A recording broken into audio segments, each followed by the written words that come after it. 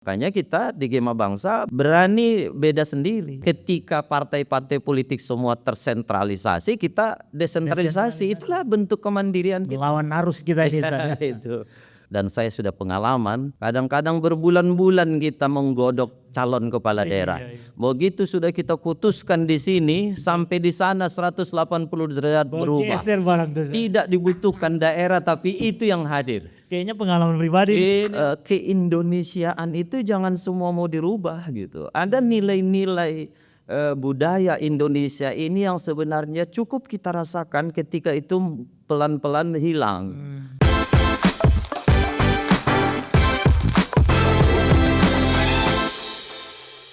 Assalamualaikum warahmatullahi wabarakatuh. Waalaikumsalam warahmatullahi wabarakatuh.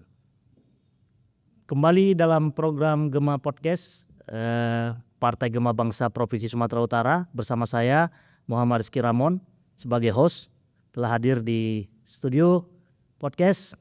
Beliau adalah Bapak Haji Marajaksa Arhab MA. Beliau ditugaskan sebagai Wakil Ketua Bidang Kader dan Pengembangan Kepemimpinan. Assalamualaikum Ustaz. Waalaikumsalam warahmatullahi Apa kabar? Alhamdulillah. Udah lama nih, dinanti-nanti nih kehadiran Ustadz Marajaksa. Masya Allah. Dari beberapa wakil ketua yang sudah hadir memang memiliki latar belakang yang berbeda. Nah di sini sebagai Wakil Ketua Bidang Kader dan Pengembangan Kepemimpinan mungkin nanti bisa Ustadz sampaikan kepada kawan-kawan Gema yang mendengarkan podcast kita ini. Namun sebelum kita ke sana, silakan kepada Ustadz sebagai perkenalan, mungkin ada yang ingin disampaikan kepada kawan-kawan Gema di rumah, silakan. Baik, Assalamualaikum warahmatullahi wabarakatuh. Waalaikumsalam warahmatullahi wabarakatuh. Pada kawan-kawan pemirsa Gema Bangsa, begitu juga kawan host. Saya sebenarnya berlatar belakang bisa dikatakan mubaligh, bisa kemudian di pendidikan juga karena saya lama jadi guru. Ya walaupun berkecimpung di bidang agama juga ketika guru, tapi paling tidak kita tahu banyaklah tentang di dunia pendidikan. Kemudian juga karena saya memahami, walaupun saya mubaligh dan guru, saya memahami Islam itu kan syamilah wa mutakamilah, menyeluruh. Ya akhirnya saya tidak pernah pisah-pisahkan bidang-bidang karena semuanya itu adalah agama juga dari dalam agama Islam gitu ya. Termasuk dalam bidang politik gitu. Karena saya melihat memang sejarah juga menunjukkan ketika kekuasaan itu dipegang orang-orang baik, ada peluang besar untuk kebaikan negeri itu. Tapi kalau orang-orang baik ini tidak diduduk di kekuasaan, maka kekuasaan itu akan terarah kepada ketidakbaikan. Ini ya tanda-tanda kehancuran itu sendiri. Nah jadi itulah yang melatar belakangi saya berkecimpung di dunia politik, sehingga 2014 pernah diamanahkan dari anggota DPRD Deli Serdang 5 tahun, kemudian masuk ke provinsi, DPRD provinsi 2019 sampai 2022. Begitu latar belakangnya. Oke, berarti ini nggak jauh-jauh dari main di politik juga nih Ustaz ya? Iya. Nah kalau latar belakang politik ini ada hampir 10 tahun nih Ustaz ya? Hampir. Sebagai anggota legislatif. Mungkin di periode pertama itu di Deli Serdang. Iya. Terus yang keduanya ke Sumatera Utara. Nah waktu di Sumatera Utara itu sampai selesai kah atau gimana Ustaz? Tidak sampai. Ya di pertengahan jalan. Oh di pertengahan jalan. Ya, 2,5 tahun lebih. Oh 2,5 tahun. Dan yang terjadi ya ada pergantian pemain. Iya. Pada waktu itu ya. Iya, biasalah dalam dunia politik kan bisa bisa dari kita sendiri sebagai politisi yang mau diganti, bisa juga atas keinginan partai atau yang lain-lain. Cuman ketika pertandingan kemarin itu memang Ustadz masih all out ya, masih 100% ya tenaganya. Iya. Mungkin ada pergantian itu ketika ini ya, ada something problem ya. Biasalah. Kalau dulu berarti Ustadz pernah di partai ya? Pernah di partai. Salah satu partai ya? Iya, bahkan pernah jadi ketua partai di kabupaten. Oh pernah jadi ketua kabupaten. Selama 5 tahun satu periode. Nah, latar belakang pendidikan tadi itu kan Ustadz sampaikan tadi kan kita semua bidang Iya. harus kita pahami dan harus kita masukin. Nah, Iya. kalau menurut Ustadz kira-kira Islam dan politik itu gimana menurut Ustadz? Kalau dalam Islam kan politik itu disebut dengan siasah, siasat, siasah, ya gitu. Jadi kalau kita lihat juga Nabi Muhammad yang membawa Islam itu ujung-ujungnya kan kekuasaan juga. Iya. Ya, tapi kekuasaan itu memang betul-betul dibimbing oleh Allah sebagai Tuhan. Tapi kekuasaan itu lahir dari bawah. Dia kan membentuk dari bawah ya. Kelompok-kelompok bawah kecil ya. Sehingga dipahamkan Islam itu secara samilah, kekuasaan itu bukan untuk diarahkan kepada keburukan tapi untuk kebaikan manusia. Nah, jadi kalau kita lihat justru berkembangnya Islam yang dibawa Nabi Muhammad itu kan ketika mulai ada tanda petik kekuasaan itu. Nah, itu. Jadi itu yang kita lihat perjuangan-perjuangan para pahlawan kita juga demikian. Walaupun sebagian pahlawan kita itu belum sampai pada kekuasaan itu. Iya. Berarti memang kekuasaan dan perubahan perjuangan itu beriring sejalan ya. Iya. Ketika memang kita dalam kapasitas konteks kita dengan masing-masing bidang. Iya. Paling tidak kekuasaan itu yang nanti yang bisa memberikan salah satu kontrol juga ya terhadap jalannya mungkin roda pemerintahan ataupun roda perjuangan. Sering kita dengar begini, kawan host ya. Kalau kami sebagai penceramah ini dari mimbar ke mimbar, dari masjid ke masjid, dari satu tempat ke tempat yang lain menyampaikan kepada umat tentang hadis, tentang ini gitu. Kadang-kadang tidak terasa besar efeknya untuk perubahan itu di masyarakat. Tapi ketika orang yang berkuasa itu kadang dia tidak pakai ayat, tidak pakai hadis, dia langsung kekuasaan, selesai. Ya hanya pakai teks. Iya, kalau istilah di masyarakat yang sering kita dengar itu kan kalau dulu Pak Sutanto itu Kapolri, ya dia nggak cukup bacakan ayat atau hadis, dia sampaikan aja kepada seluruh Kapolda, tutup judi dalam sekian hari, kalau nggak saya pindahkan, selesai itu. Sementara kita bertahun-tahun bahkan berbuih kita menyampaikan hadis tentang judi, ayat tentang judi. Nggak ada pengaruhnya di masyarakat. Ibarat angin lalu aja Ustaz. Artinya disitulah peran kedudukan kekuasaan itu sangat penting. Nah, perkara niat gimana Ustaz? Niat untuk merubah apa tadi? Ya suatu hal yang buruk lah. Semua niat itu oke lah, ada pahalanya. Tapi kalau niat itu tidak direalisasikan, bagaimana mungkin terjadi perubahan negara yang lebih baik? Itulah yang namanya power tadi bertanya, kekuasaan tadi. Iya, makanya kita coba. Di saat kita masuk di partai politik, ya kita berjuang, ya di mana-mana sebenarnya bukan hanya partai politik ya, organisasi, bahkan di dunia pendidikan.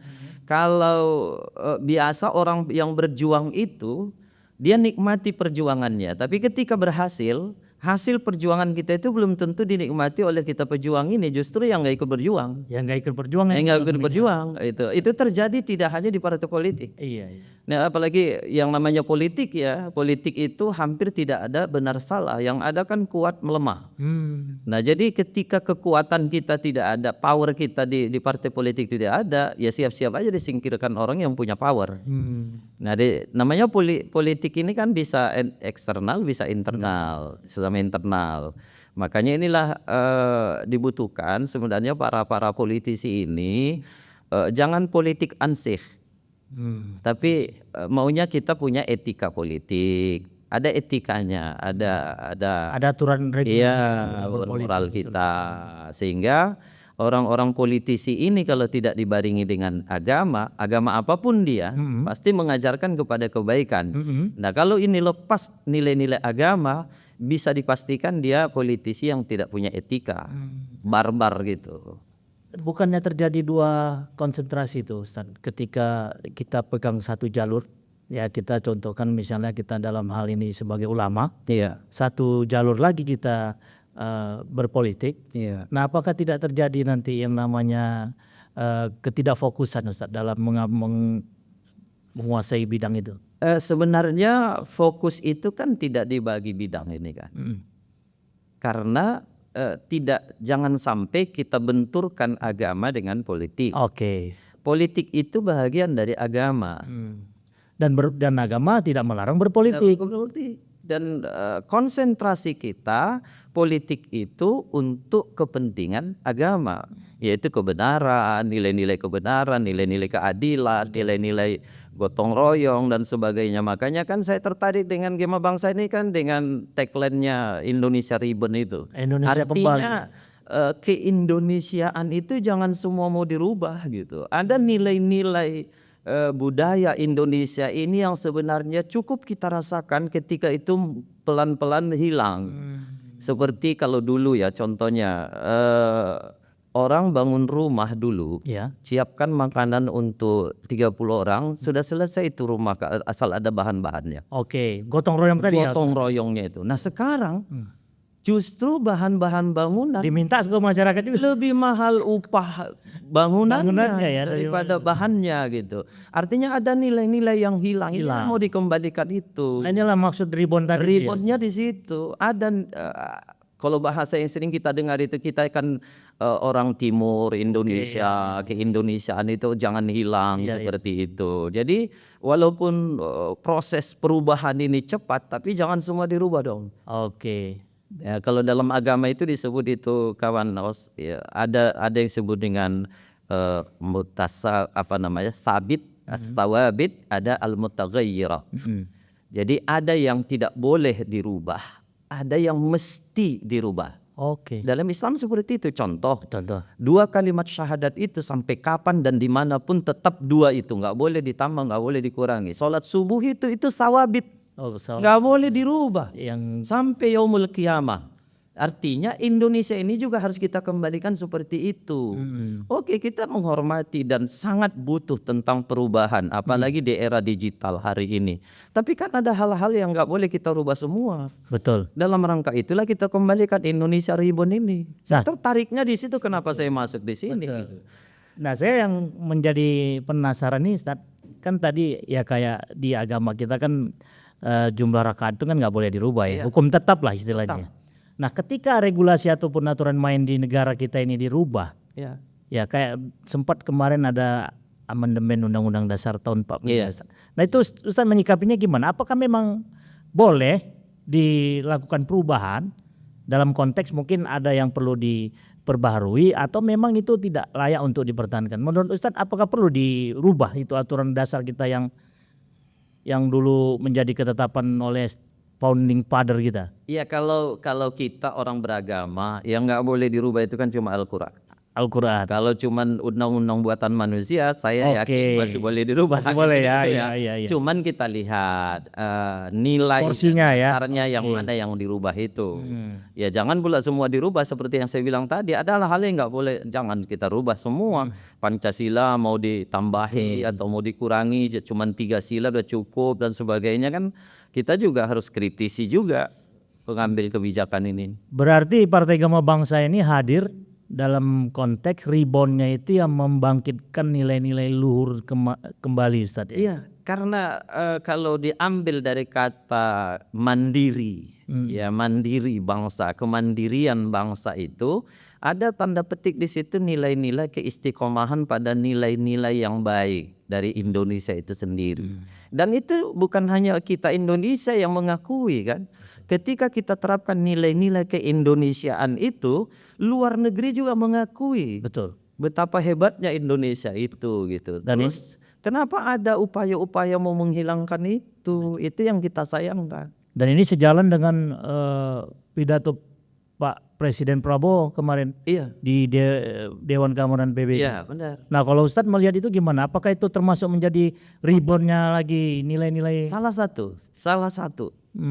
Ya, bahkan yang sering disampaikan, digaungkan oleh Pak Prabowo itu kan bagaimana Indonesia ini jadi macan Asia, macan ini, dan kita mandiri secara ekonomi, mandiri dalam pertahanan dan sebagainya, itu luar biasa. Kalau saya lihat, makanya ada banyak pengamat juga mengatakan bahwa ini Prabowo ini pelanjut dari cita-cita Soekarno. begitu. Dan banyak juga negara-negara lain akhirnya ya Iya itu. tergoda ya mungkin Iya. dengan Dan pidatonya makanya Prabowo kemarin. kita coba sekarang mengkapitalisasi itu semuanya. Masih banyak sebenarnya di kalangan rakyat ini yang punya cita-cita itu tapi belum menemukan wadah untuk ya. berkumpul itu. Betul. Nah disinilah peran kita bagaimana menyampaikan ini, sinyal-sinyal ini kepada masyarakat yang punya visi misi yang sama mengembalikan keindonesiaan ini. Cobalah di sini peran kita sebagai Gema Bangsa di Sumatera Utara untuk mendatangi ini semua, menyampaikan ini, nilai-nilai ini. Nah itu yang kita cepat kapitalisasi sehingga berkumpulnya orang-orang yang satu visi misi begitu. Apalagi dengan adanya yang sering digaung-gaungkan oleh ketum pusat tentang desentralisasi. Iya. Nah kalau menurut Ustadz desentralisasi di Partai Gema Bangsa ini luar biasa. Luar biasa. Luar biasa. Barangkali ya tanda petik ketika kita sampaikan Partai Gema Bangsa ada banyak pertanyaan siapa tokoh nasional. Oke. Yang padahal kalau kita lihat tidak semua tokoh nasional itu juga mengadopsi keindonesiaan ini. Ya, kemudian saya melihat desentralisasi ini justru dicontohkan di situ tanpa tokoh nasional karena memang kita mau memunculkan tokoh-tokoh daerah. Yes. Kan begitu. Tokoh-tokoh daerah ini. Sebab tokoh nasional itu juga kalau kita lihat mereka berangkat dari daerah. Betul. Nah, kenapa kita tidak percepat dengan desentralisasi ini memunculkan tokoh-tokoh daerah untuk kemudian menjadi tokoh nasional? Ya, saya pikir sudah tepat itu desentralisasi dan baru satu ini saya 2014, 2019 di satu partai politik, kemudian 2024 kemarin saya pindah ke partai politik yang satu lagi, itu semuanya terpusat ya? Terpusat semua. Jadi kalau kita bisa kiaskan ini partai-partai warisan semua gitu. Nah, sedangkan Gema Bangsa ini kan dengan konsep desentralisasinya ini kan apa ya Ustaz? Ya mungkin nggak gampang juga mengedukasi masyarakat ataupun meyakinkan masyarakat. Kira-kira Ustadz punya celah di mana nih biar Partai Gema Bangsa ini bisa diterima oleh masyarakat Indonesia umumnya? Ya semua butuh proses. Ya tidak, karena ada bahasa seperti ini ya. Indonesia katanya yang dijajah Belanda 350 tahun. Itu untuk mengembalikan itu butuh selama itu juga memperbaiki Indonesia ini. Kerusakan yang dibuat oleh Belanda itu di Indonesia itu membalikannya 350 tahun. Sepakat, Ustaz? Sepakat. Karena justru lebih sulit membangun daripada menghancurkan. Tapi Jepang bisa dengan cepat, Ustaz. Mungkin mentalnya ya. Mental ya. Karena kalau kita lihat negara-negara tergantung siapa yang menjajahnya kan.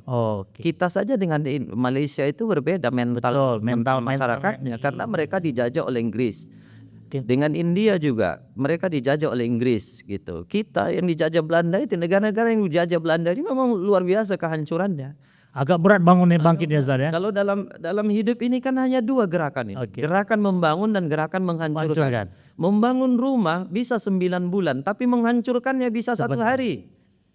Nah, apalagi kita sudah terlalu lama dihancurkan. Apalagi mempertahankan ya. Nah, jadi disinilah diharapkan nanti melalui Gema Bangsa, maka kita juga konsen nih, karena partai-partai yang kita lihat yang dibangun berdasarkan kaderisasi itu jauh lebih bisa bertahan daripada yang tidak dibangun dengan kaderisasi. Seperti PDIP, mereka punya kaderisasi yang luar biasa loyalitasnya. PKS juga seperti itu. Golkar karena sudah lama berkuasa, akhirnya membentuk satu kader yang lebih loyal seperti itu. Dan mereka lebih survive ketika politik apapun sistem yang dibangun, mereka lebih siap dengan itu. Nah justru itu kita juga Gema Bangsa kita sudah susun ini bagaimana cara pengkaderan di sini sehingga sama pemahaman kita untuk mengembalikan keindonesiaan kita ini terutama di daerah Sumatera Utara. Nah dalam satu tagline-nya juga ada Indonesia Mandiri, Indonesia Reborn. Mandiri maksud dan makna yang ingin Ustadz sampaikan apa mandiri? Nah justru ini kan kemandirian ini kan bermacam-macam nih. mandiri dalam ekonomi, mandiri dalam pemikiran, tidak mengadopsi tadi Barat atau apa gitu, keindonesiaan Berdiri betul. sendiri dia ya, Iya. betul. Kita nggak ada intervensi gitu dari siapapun, makanya kita di Gema Bangsa berani beda sendiri. Ketika partai-partai politik semua tersentralisasi, kita desentralisasi. Itulah bentuk kemandirian kita. Melawan arus kita ini Ustaz. Itu Bukannya melawan arus itu bakal hanyut Ustaz. tergantung arusnya. Tergantung arus ya, benar-benar. Malah yang lebih parah kalau airnya nggak bergerak ya Ustaz ya. Airnya Jadi makin menghanyutkan. kalau politik itu kan, kalau bahasanya para politisi itu dituntut untuk bisa berselancar di atas gelombang. Oke. Ya itu kan arus tuh. Ya. Gelombang itu kan arus. Betul. Jadi para peselancar itu semakin tinggi gelombang itu, arus itu, dia semakin tertantang ya, Ustaz? semakin tertantang dan semakin indah gerakan mereka. Maka politisi itu seperti itu. Nggak ada politisi yang cengeng, yang mudah merajuk. Mana boleh? Oh, nggak boleh ya Ustaz. Nggak boleh. Ustaz, Nggak dewasa. nggak boleh baper ya. Iya. Nah jadi Ustaz melihat perpolitikan kita lah Indonesia ini saat ini gimana, dalam kategori apa ini? Artinya baikkah atau memang masih layak untuk dirubah atau gimana Ustaz? Sampai saat ini barangkali masih bagus. Tinggal kadang-kadang ketidaksabaran dari beberapa politisi untuk tadi percepatan perubahan. Yang anehnya mereka mau berubah tapi bingung berubah mau kemana. Oke. Tidak punya mindset tentang Indonesia ini mau diapain. Kalau Gema Bangsa kan jelas, Indonesia Reborn. Itu kan jelas, ke sana tujuannya. Kalaupun mau dirubah, bagaimana keindonesiaannya tetap ada. Nah sebagian politisi ini yang bingung kita. Mau diapain sebenarnya ini. Nah, bahkan terkesan, karena saya pengalaman di DPR sebagai pembuat regulasi seperti itu. Kadang-kadang juga nggak jelas juga mau diapain ini. Banyak produk kita perda itu banyak kita hasilkan DPRD, tapi masyarakat nggak tahu apa gunanya. Kurang sosialisasi mungkin. Dibuat khusus program sosialisasi pun, ya masyarakat taunya datang ngumpul itu bukan sosialisasinya. Dapat apa saya di situ? Nah itu dia. Dan kalaupun tersosialisasi dengan baik, inilah yang mau kita perbaiki. Penegakan hukum itu nggak tegas. Kan gitu dia. Kita buat regulasinya. Orang kalau masuk kambingnya ke halaman, ada perdanya, perda ketertiban umum umpamanya, kita buat seperti itu, tapi di lapangan nggak jalan ini. Malah yang kita sosialisasikan malah ditabrakin semua. Ya. Sebab kenapa? Ketika masyarakat mengadu, justru dia jadi korban. Harus mengeluarkan uang dulu untuk proses hukum itu. Ini yang real yang kita hadapi. Faktanya seperti itu. Jadi mungkin kawan host juga pernah juga seperti itu. Iya bisa juga. Oh dicuri umpamanya dari rumah. Artinya dengan berpikir kita mau melapor ke polisi. Harusnya kita menyelesaikan persoalan malah menambah persoalan. Masalah. Seharusnya kan motonya pegadaian gitu. Menyelesaikan masalah tanpa masalah. Ini enggak malah tambah masalah. Tambah masalah gitu. Nah itulah yang menurut Ustaz masih perlu kita perbaiki. Sistem tadi ya. Harus. Sistem. Iya. Memang sih tidak ada satu sistem demokrasi di dunia ini yang sempurna. Iya. Tapi justru disitulah kita ditantang untuk terus melakukan perjuangan, perbaikan. Ya itu harus. Sikap apatis itu kan gimana ya Ustaz? Kita mau merubah tapi banyak masyarakat yang udah percuma gitu. Udah ya tugas kita miris sudah. Kalau bahasa dalam agama tidak semua orang bisa kita perbaiki. Itu sudah fitrah. Fitrah itu. Fitrahnya. Dan dimanapun tugas kita sekarang adalah memperkecil persentase orang yang putus asa, yang abu-abu tadi, statusnya tak jelas, apakah pejuang atau penikmat nggak tahu kita gitu. Paling kita memperkecil ini. Ketika diperkecil ini, itulah tadi kan politik seperti itu. Nggak ada benar, nggak ada salah. Betul. Yang ada kuat dan lemah. Nah maka kita perlemah ini orang-orang yang pesimis, orang-orang yang putus asa, orang-orang yang nyaman di zona aman gitu. Waktu Belanda juga begitu kok. Banyak orang yang cari aman aja gitu. Jadi mata-mata, jadi antek Belanda, aman lah itu. Jadi Nah, pionir. tapi para pejuang ini kan itu tadi diajarkan nikmati perjuangan itu walaupun kita bukan yang penikmat hasil dari perjuangan kita. Para pahlawan kita itu nggak pernah menikmati perjuangan dia, tapi dia berpikir bagaimana anak keturunannya nanti menikmati perjuangan dia. Nah itu yang mau kita coba terus sampaikan ke masyarakat. Maka awal ini kan kita menghimpun orang-orang yang mau berjuang dulu. Ya kalau sekarang kalau kita lihat seperti itu. Kalau kita ajak partai ya bagus partai yang udah aman aja lah begitu. Betul. Makanya kadang kita sering lihat ulama-ulama kita, ustadz-ustadz kita, mereka menyampaikan aja udah merupakan suatu tugas dia, Ustaz. Iya. Ya, perkara nanti itu mau dilaksanakan atau tidak kan itu kan kembali ke masyarakatnya sendiri. Gitu. Iya. Nah kalau menurut Ustadz ke depan bangsa kita ini harus seperti apa dalam semua aspek kehidupan? Ya pertama udah jelas lah kita ingin bangsa kita ini mandiri. Kalau sekarang kan masih banyak kita ketergantungan kepada negara lain. Betul. Yang kedua Indonesia ini jujur dalam hal demokrasi juga tingkat pemahaman demokrasi dan pengamalan demokrasi sangat lemah sekali. Makanya tadi kita dapat pencerahan juga di Kesbangpol bagaimana tingkat partisipasi demokrasi warga Sumatera Utara ini bisa ditingkatkan dengan dengan hadirnya Partai Gema Bangsa ini. Jadi makanya kita juga terus ingatkan ini para kader-kader Gema Bangsa di Sumatera Utara, tidak hanya tujuan kita untuk nambah kursi, dapatkan kursi, dapat kepala daerah, tapi bagaimana masyarakat juga semakin dewasa dalam berpolitik itu, semakin teredukasi tentang demokrasi, karena kita yakin kalau tujuan kita baik, ini masyarakat harus baik juga. Dan cara penyampaiannya juga harus baik gitu. Iya, cara. Artinya kalaupun kita baik tapi salah cara yang nggak baik, itu yang mungkin ada salah satu cerita kemarin kan? Iya. Ada ibu-ibu dia ngambil mukena di salah satu masjid. Nggak diberitahu. Tidak diberitahu, tidak ada komunikasi. Padahal dia maksudnya baik itu, Ustaz. Iya. Dia ingin mencuci mukena itu. Nah, yang terjadi apa? Masyarakat udah menganggap wah itu ibu itu melakukan suatu. Nah itu gimana Ustaz? Biar masyarakat itu ya jangan langsung berprasangka dulu gitu.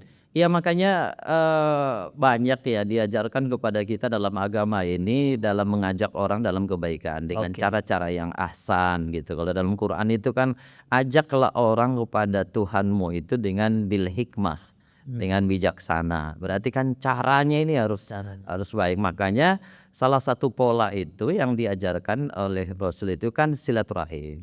Datangi, akrabi dulu baru ajak.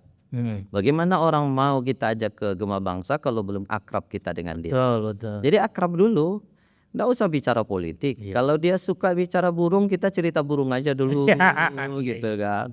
Tapi cerita hobi dulu Ustaz gitu ya. Hobi dulu. Udah kayak strategi marketing juga deh Ustaz. Ya memang begitu. Kalau kita memang betul-betul kader Gema Bangsa yang mau mewujudkan Indonesia Ribon, Indonesia mandiri. Ya kan jadi kita harus banyak gitu mendatangi banyak silaturahim. Harus banyak silaturahim. Semua kader-kader Gema Bangsa itu nggak usah malu-malu karena yang mau kita sampaikan ini niat dan hajat yang baik. Tapi dengan cara yang tadi yang baik juga gitu. Kalau percuma kita ajak orang ujub-ujub kita ajak dia aja belum kenal sama kita, dia aja belum ini. Nah jadi datanglah buruk sangka jadinya. Alah kalau sudah jadi kau lupanya kau sama kan itu jadinya. Biasanya kalau politik begitu ceritanya. Nah, bagaimana mengatasinya itu Ustaz? Ya mengatasinya yang tadi akrabi dulu dengan dia. Akrab dulu. Posisikan dalam hal akrab ini tidak hanya kalau bahasa Medannya tidak hanya bacrit. Banyak cerita. Jadi tapi real. Kita ajak join usaha, kita ajak dia join yang lain gitu. Apa yang bisa kita berikan kontribusi kepadanya, kita bantu modal umpamanya. Ya setidaknya sebelum bercerita ya kan ngajak ngopi dulu ya Ustaz. Itu Ini dia. cerita-cerita aja tapi nggak ngopi, Kering lah. kering juga kayak kita nih Ustaz. Nggak ada datang-datang kopinya nih Ustaz. Iya. Mana mau makmur ini, nggak datang-datang kopi kita nih. Iya. Jadi memang kita harus menyesuaikan ya Ustaz. Iya. Tapi kita juga di kaderisasi nanti akan buat format ini ya, format bagaimana pertama kan kalau kita tujuan yang besar ada langkah-langkah strategis yang harus kita lakukan. Makanya bagaimanapun ada target kita dalam tahun-tahun awal ini, barangkali seluruh pengurus harus sama dulu. Satu frekuensi dulu ya. Satu frekuensi dulu, satu visi misi dulu. Itu harus duduk dulu semuanya. Itulah salah satu tugas dari wakil bidang kaderisasi. Ya. Karena saya juga ditugaskan oleh Pak Ketum seperti itu, memformat ini. Ya, jadi kalau kita lihat di sistem MLM ini luar biasa. Itu kan untuk mengantisipasi pengaruh luar tadi, jangan terlalu cepat merusak kan gitu. Maka kalau kita di marketing ya, kenapa ada orang memilih jalur MLM? Dia kan agar tidak betul-betul pasar bebas yang mau dipasarkan ini. Tidak semua orang bisa mengakses. Nggak bisa. Itu ya. Nah, kita pun juga seperti itu untuk pengurus internal kita, kekuatan kita di dalam ini harus kita buat kurikulum bagaimana biar sama frekuensi kita untuk mewujudkan Indonesia mandiri, Indonesia reborn gitu. Ya karena memang agak susah juga ketika nanti grassroots bertanya apa rupanya Indonesia mandiri reborn. Ketika tak satu frekuensi tadi, mulailah satu dangdut, satu rock, satu pop gitu. Jadi itu nanti salah satu tugas kita sudah lagi susun. Nah, menyikapi terkait dengan persiapan rencana deklarasi menurut Ustaz? Ya, satu sisi deklarasi ini penting. Ya, satu sinyal awal bagi warga Sumatera Utara bahwa Gema Bangsa hadir di daerah ini, di daerah ini. Itu kan sinyal awal kepada warga Sumatera Utara. Nah, kemudian yang kedua, biasalah dalam sistem organisasi setelah ada legal formal bahwa kita adalah pengurus, kita adalah bagian dari Gema Bangsa di Sumatera Utara, dari situlah kita menuju tahapan-tahapan berikutnya secara organisasi, menyusun program-program di daerah, di wilayah, yang dari situ nanti terjadi upgrade pengurus sehingga ada percepatan dan sebagainya, target-target kita hingga nanti 2029 dan sebagainya. Sejauh ini pengkaderan di beberapa daerah kabupaten kota secara organisasi belum ya. Sebab menunggu itu tadi secara formalnya kita belum dilantik, kita juga jangan mendahului kan. Tapi setidaknya sudah ada gambaran-gambaran sudah pernah kita presentasi juga kepada Ketum, Sekum juga sudah kita sampaikan, dan beliau sangat mendukung ini. Sangat mendukung. Ya. Nah, ini kira-kira apa yang mau ingin Ustaz sampaikan kepada masyarakat ya, khususnya pemirsa kita ini yang lagi menonton podcast kita nih Ustaz? Ya, baik kawan-kawan pemirsa dimanapun berada, kita dari Gema Bangsa Sumatera Utara jangan hanya dilihat dari luar saja gitu, fenomena partai-partai politik yang akan lahir dan berkembang khususnya di Sumatera Utara. Tapi coba dulu kita sama-sama dalami, kita pahami apa sebenarnya latar belakang lahirnya partai itu sendiri. Ya, walaupun di masyarakat ini sudah banyak yang mengatakan sama semua partai itu gitu ya, ujung-ujungnya kursi dan sebagainya gitu. Tapi ada hal nilai-nilai yang baik yang ditawarkan oleh Gema Bangsa di sini. Minimal menyadarkan kita bahwa kita tidak setuju totalitas perubahan di Indonesia ini. Ada hal-hal yang harus kita pertahankan dari nilai-nilai keindonesiaan. Maka kita ambil bagaimana tagline-nya adalah Indonesia Reborn. Kemudian kita juga tidak setuju sebenarnya ada intervensi-intervensi terlalu kuat dari satu blok permainan perpolitikan internasional hari ini. Yang kita kenal dulu ada blok timur, blok barat. Semenjak blok barat hancur, tinggal blok timur. Tapi muncul kekuatan baru sekarang yaitu Cina. Cina ini dengan Amerika sudah mulai terjadi perang dingin, ditambah dengan Rusia. Nah ini kan harus kita ikuti perkembangan ini sehingga apapun ceritanya kita akan dihargai oleh negara-negara lain ketika kita punya kemandirian bangsa. Kita harus mandiri sehingga tidak intervensi. Maka inilah yang terus kita coba lakukan pendidikan politik pemahaman seperti kepada masyarakat sehingga ada perbedaan mendasar di Partai Gema Bangsa dibanding dengan partai-partai lain. Kemudian kita juga mencoba kalau selama ini tersentralisasi semua partai politik dan saya sudah pengalaman kadang-kadang berbulan-bulan kita menggodok calon kepala daerah. Begitu sudah kita putuskan di sini sampai di sana 180 derajat berubah. Tidak dibutuhkan daerah tapi itu yang hadir. Kayaknya pengalaman pribadi. Ini yang sakit ini makanya kita coba komitmen di Gema Bangsa ini tidak hanya keinginan kita daerah tapi memang ini dari awal pembentukan partai ini sudah berani pimpinan di pusat membuat di anggaran dasar, anggaran rumah tangga kita bahkan kalau perlu MOU desentralisasi bahwa Sumatera Utara menentukan Sumatera Utara, tidak ada intervensi karena kita mau mandiri tadi. Ya Sumatera Utara juga harus mandiri, kabupaten-kabupaten juga harus mandiri. Mereka lah yang tahu siapa sosok yang layak di daerah itu. Jadi nggak usah kita intervensi, desentralisasi kita buat. Jadi pemirsa, kawan-kawan pemirsa, ya bergabung aja lah dengan kita agar lebih paham lagi. Perkara nanti nggak yakin, ya udah mundur tengah jalan pun nggak masalah. Yang penting kayak kata Ustadz tadi kan, silaturahim aja dulu. Silaturahim aja dulu. Tapi kami yakin dari sekian banyak kawan-kawan yang bergabung di Gema Bangsa Sumatera Utara, sekali mereka di sini baru 3 hari udah tertarik. Betul. Mana rata-rata yang tidak berlatar belakang politik. Iya. Jadi itu ketika lihat ada desentralisasi dan ada kemandirian tadi, mereka ikut bergabung jadinya. Luar biasa. Terima kasih Ustadz Marajaksa. Baik. Wakil Ketua Bidang Kader dan Pengembangan Kepemimpinan Partai Gema Bangsa Provinsi Sumatera Utara.